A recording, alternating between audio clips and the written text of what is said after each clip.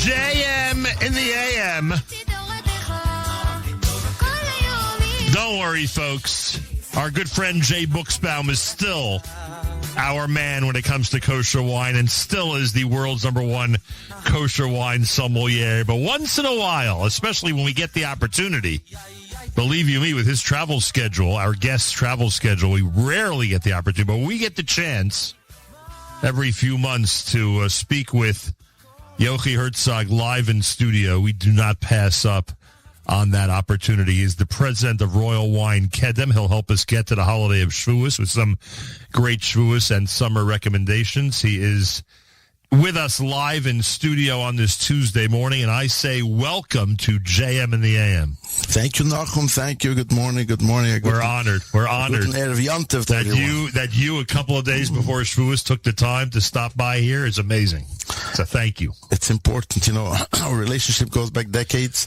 Baruch Hashem. Whoever thought we would say that it goes back decades. Decades. And Avodas HaKodesh that you do, spreading the word of Hashem and Yiddishkeit and music, Simcha, all over the world. It's important enough for me to be here. I appreciate that very much. We've already had some reaction from our listeners. People need answers to certain questions, which we'll ask you. But you walked in this morning and handed me 2 photographs.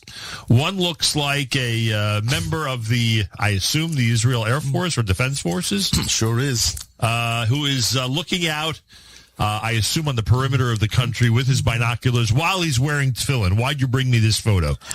Because, as you know, my father always tells us, not in the Kiddush Hayayin business only, we're in the Kiddush Hashem business. Yep. So wherever we are, wherever we go, we're from Orthodox Jews, spread the word of Hashem, spread the beauty of Shabbos, spread the beauty of Yiddishkeit. Look what President Trump did. Yep. I mean, I was in Israel last week, just got back.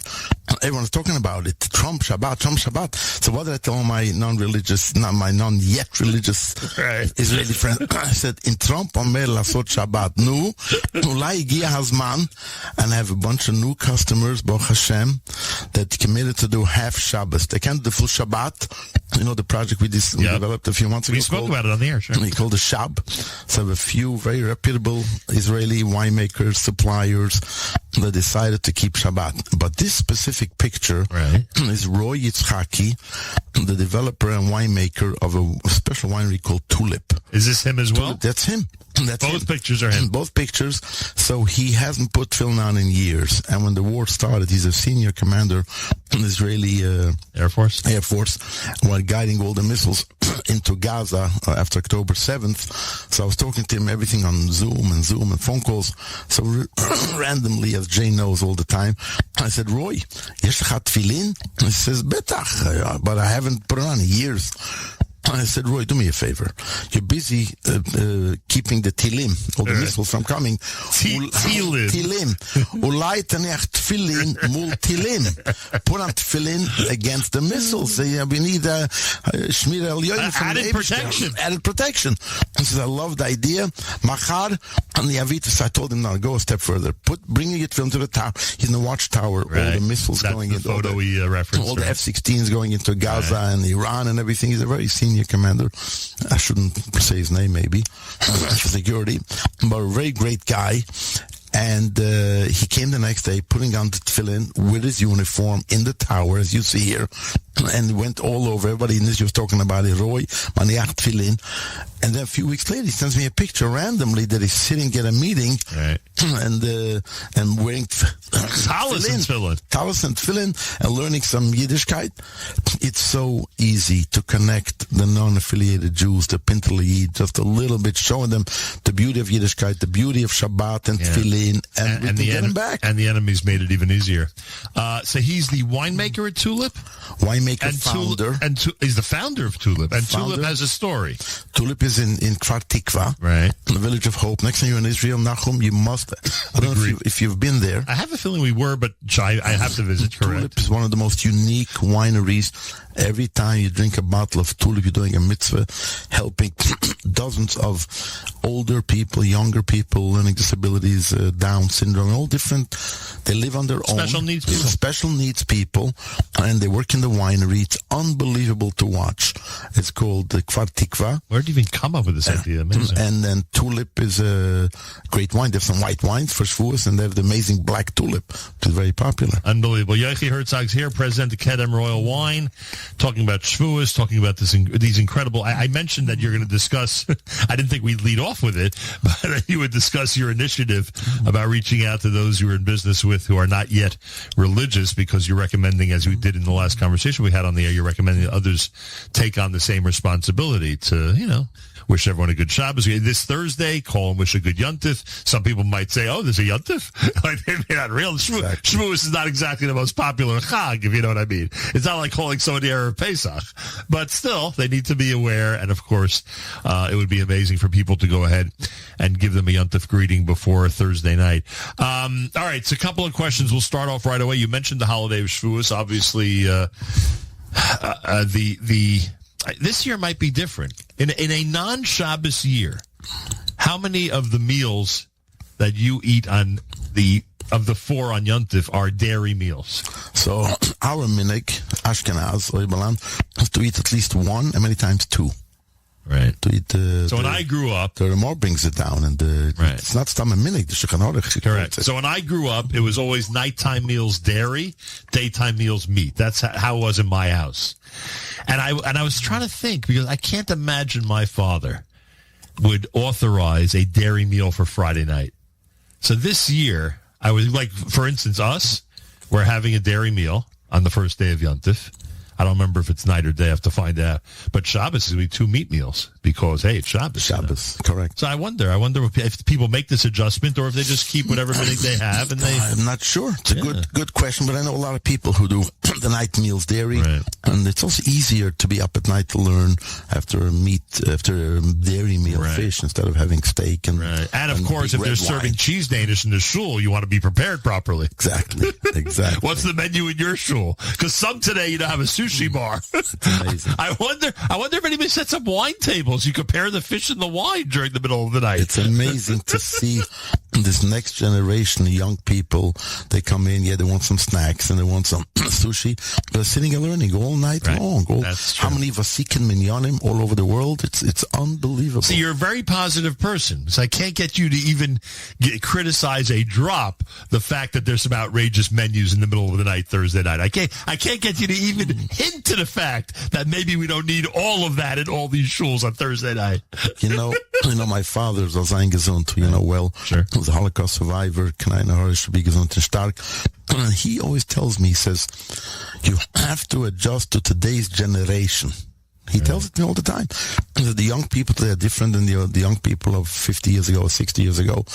They're learning Torah, they're doing mitzvahs, and they want to have some good wine and good schnapps, and as long as it's under control, as long as it's normal, nothing crazy, it's you have to serve. Everybody has their own definition of crazy, but I hear that. You have to serve the young people. They should know Iker and Toffel. That's the most important thing. You can't tell them the main thing is the sushi and the steak and the flesh and the wine.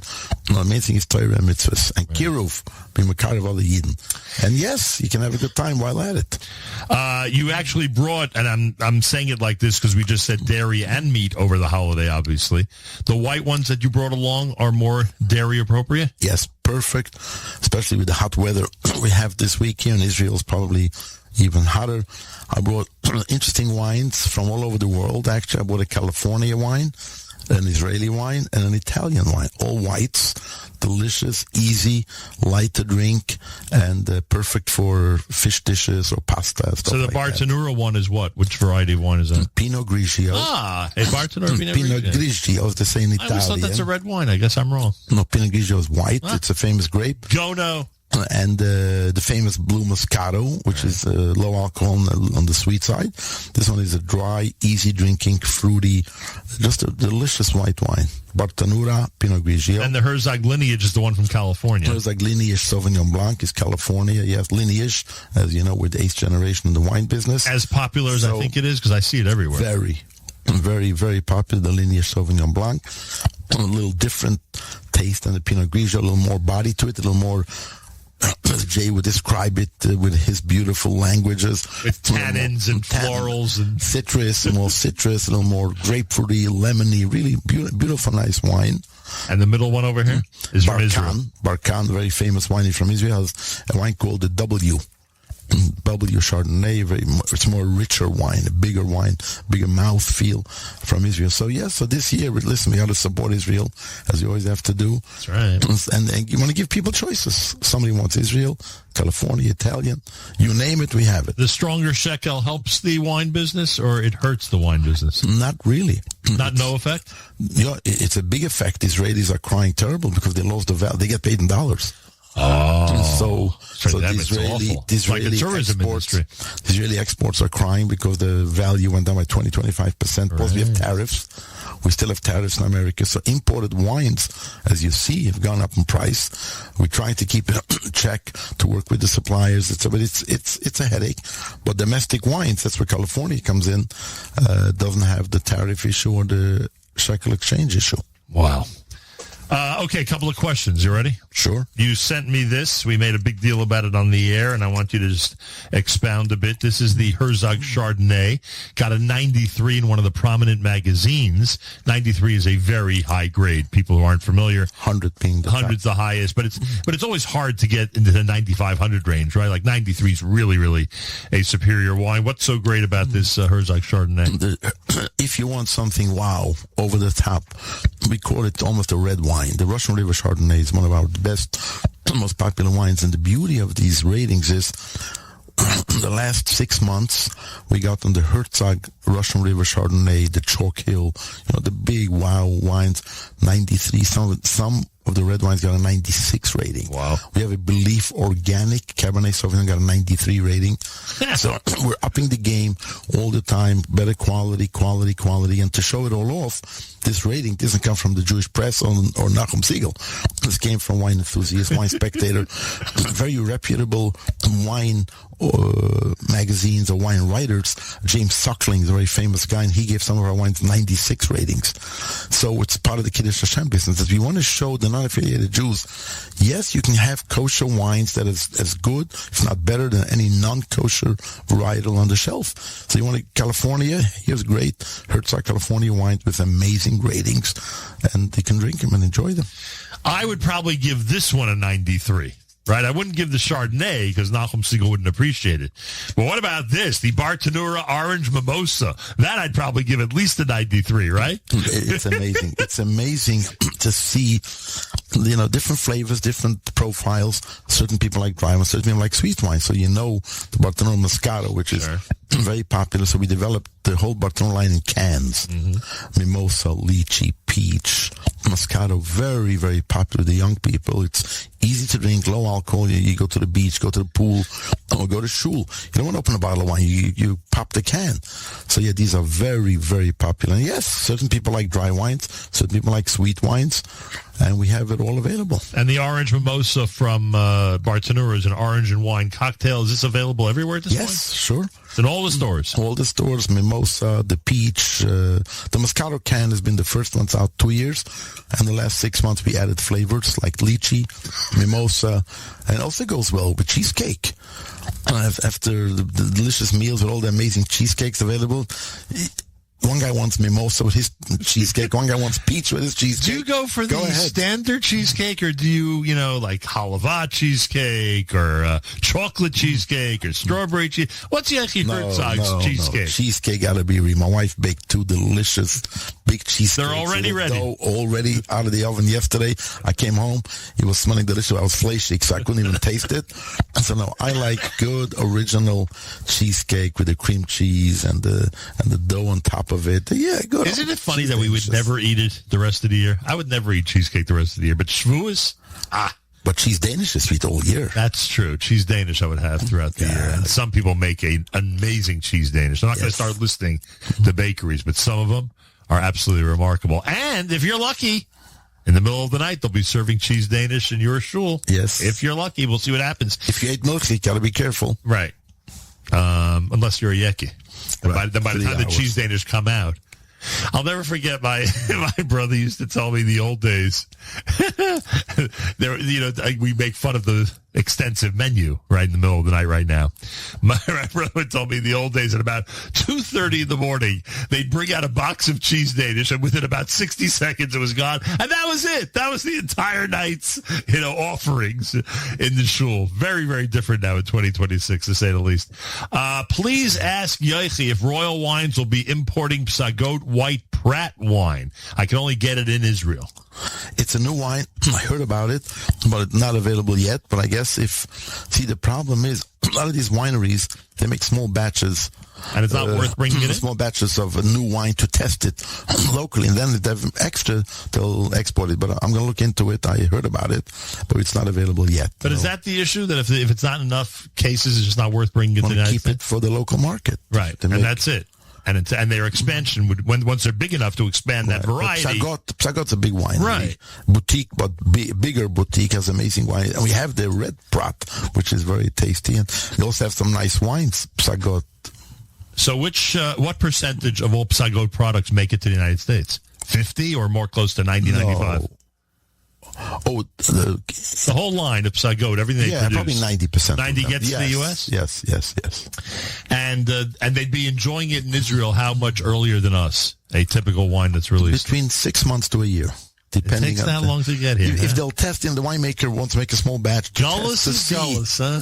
To test and see. Yeah. And if he has enough, he'll send some. So if somebody would be living in Yerushalayim, they'd have more of a chance to get the latest Psagot wine. Yes. Simple, and also they'd have an opportunity to stay on schedule with the Parshios. Well, no, it changes. Oh, you mean... I'm saying, if they were in Yerushalayim. Because we're going to be messed up the next few weeks. I like how you said it. We're going to be messed up. Yeah, correct. Nossoy and Bahaloischa is big. Everybody talks about this. You know that. When you go to Eretz Yisrael and the line of a different parsha, you have the chiyuv to read both. Yeah, well... Certain people say you don't have to. It's a chiyuv on the question is Kriyas HaTorah chiyuv on the tzibur or the yachid? That's the famous question. Exactly. We generally hold it's on the yachid, but many people are makbid. In fact, in Brooklyn... there is a shul in Brooklyn. It may happen in Muncie also, but maybe not. Not as many tourists from outside of the area. In Brooklyn, there will be a minyan for people who are from Eretz Yisrael who need their parsha for that Shabbos. But I'll tell you what frustrates me, Mr. Herzog. Now that we're on the topic, curious about your opinion. It's amazing that this is the thing that our Torah sages throughout the generations would not act to correct. What should we do?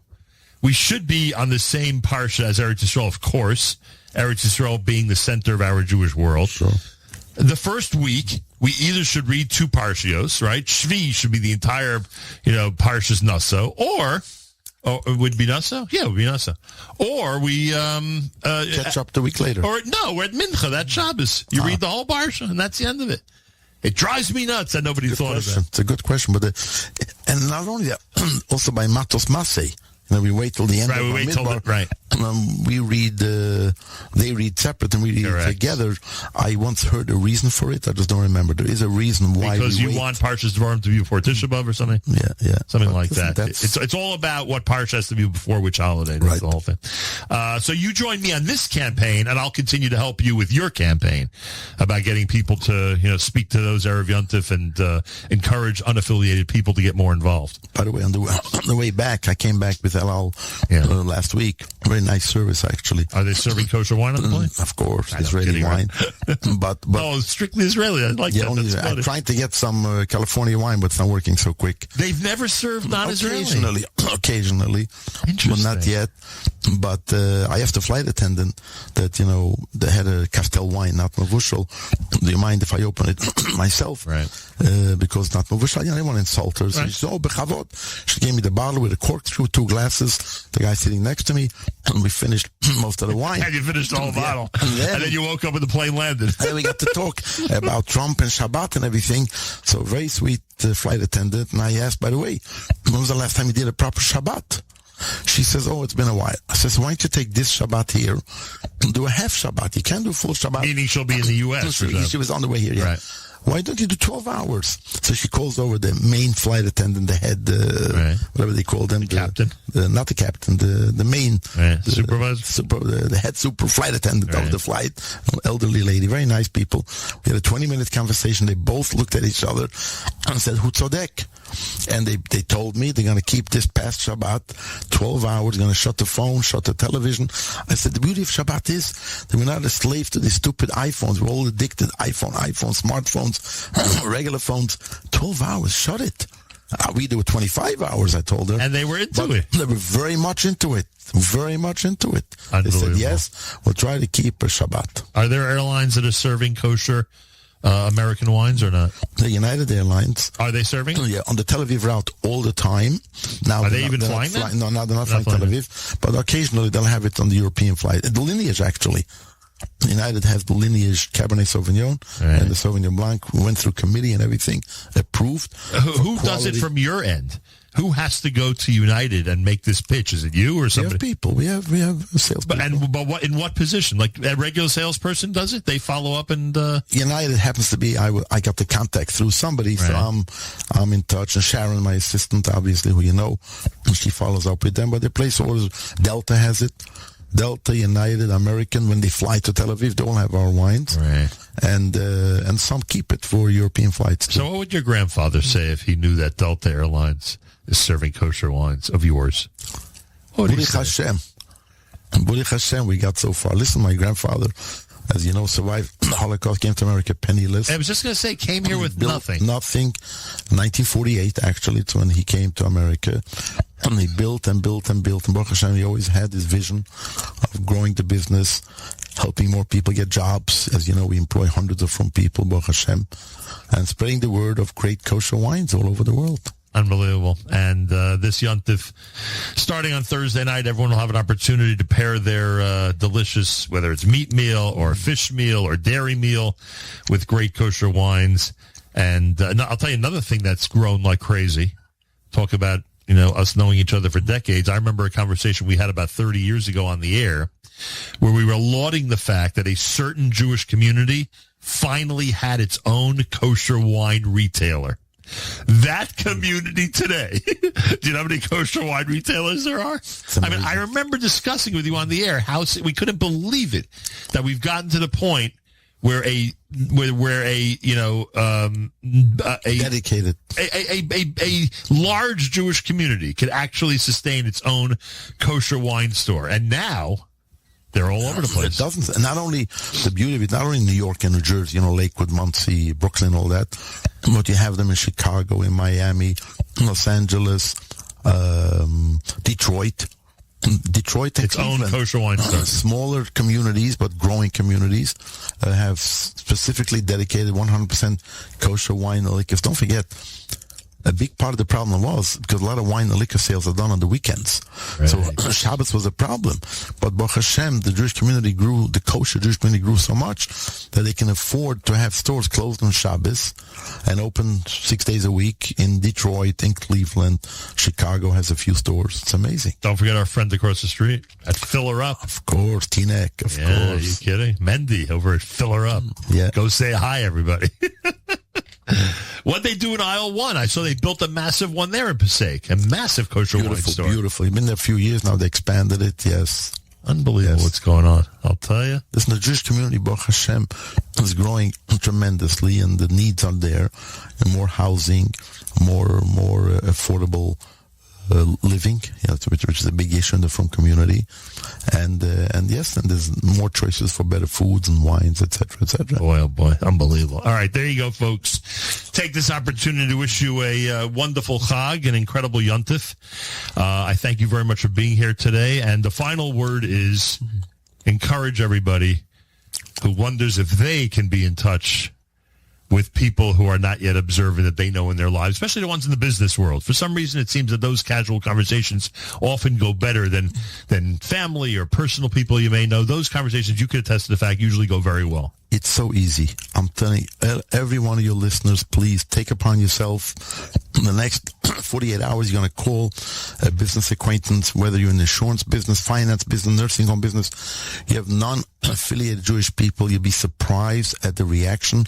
You call them up Friday, not this Friday, but the typical Friday, say, just want to wish you a good Shabbos. That's all. And this week you're going to say, we're not doing a deal today. No business. I'll call to say good Shabbos. And this Thursday, I'm calling to wish you a happy holiday. What holiday? It's Shavuot, when we got the Torah from Mount Sinai. Talk about the beauty of Yiddishkeit. You'd be surprised how quickly they're going to all connect one step closer to Yiddishkeit and one step closer to Mashiach. Thank you for being a backbone of support for everything we do for all these years. It's much appreciated, and we greatly appreciate the fact that we continue to do this going forward. So thank you so much. Pleasure. Chag Sameach. And let's not forget Erev Tafshilin. And Erev everywhere, even Israel. Everywhere. Even Israel needs one this year. Connected to Israel. Erev Tafshilin. Finally. Everyone. You can't do it on wine. I don't know. It says 2 food products. Yeah. So can we do it wine and matzah? I don't think so.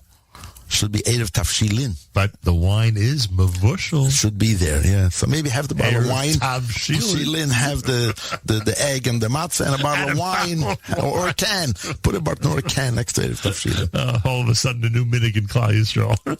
Started by our friends at Kedem. I love it. Thank you, Yochi Herzog. Much appreciated. Achenu b'Yisrael and Achim Echem, our brothers and sisters in Israel.